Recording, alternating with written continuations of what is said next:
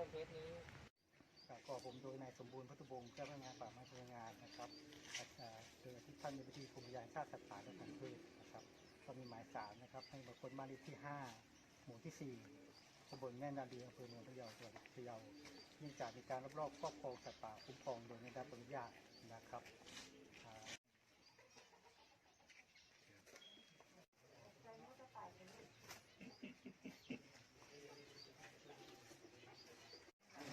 อันนี้เกี่ยวกับสัตว์ป่าคุ้มครองนะครับ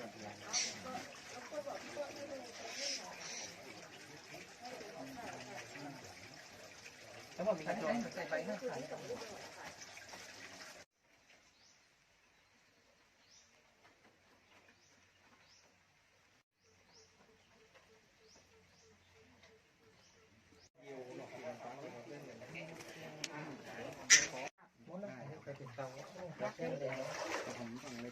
แต่ก็คงมาใส่ด้วยกันได้ต้องใส่กล่องเขาใส่กล่องประมาณกล่องได้ไป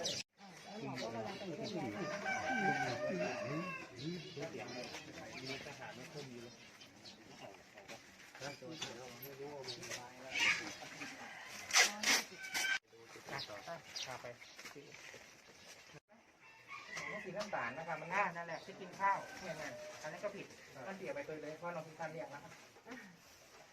ข้าวหอมมาทุกอย่างเลยดุซะด้วย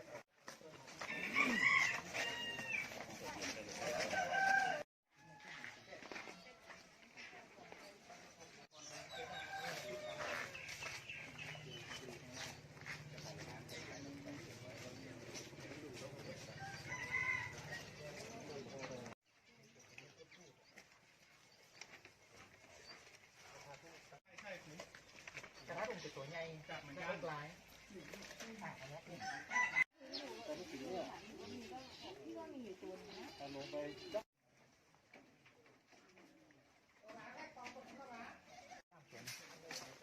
ทำพิธีวัดได้แค่น้อยอันนี้ได้ประมาณปีนึงแล้วก็ทำพิธีวัดได้แค่น้อยอันนี้ได้ประมาณปีนึงแล้วก็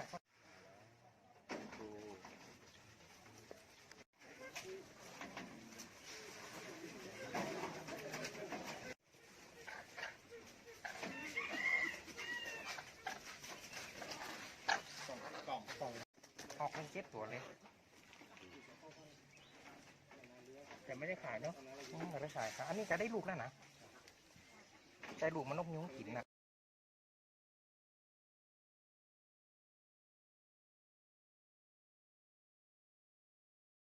บ้านใหญ่โตทำให้ถูกต้องไปเลยทำใหญ่ไปเลยเราทำได้ขนาดนี้จับว่าในสิทธิ์ที่จะให้การหรือไม่ให้การก็ได้2ทำให้การอาจจะเป็นเวลา